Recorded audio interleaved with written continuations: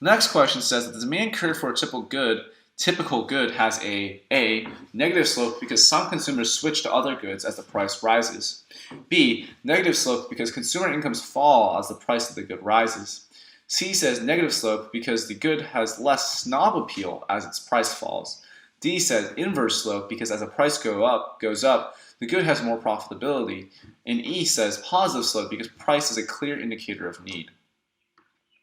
And so here we know it's not going to be D or E. We know the demand curve for a typical good has a negative slope, so it's not going to be D or E.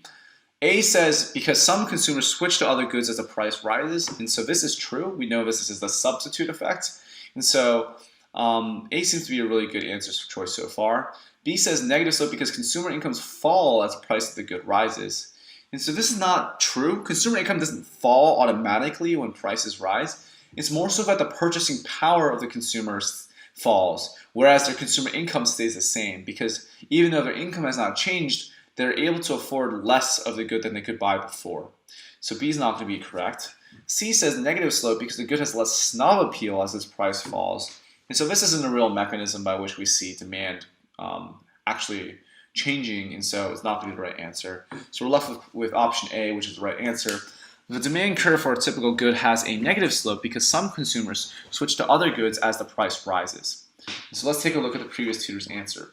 As we know that the demand is showing the quantity that a consumer is willing to purchase at a given level of price in a particular particular period. When we draw the demand equation on the graph paper, then we get the inverse relationship between price and quantity demand, which is also known as the demand curve. Because of this inverse relationship, the demand curve has a negative slope, which shows that some consumers switch to other goods as prices rise. Therefore, option A is the correct option.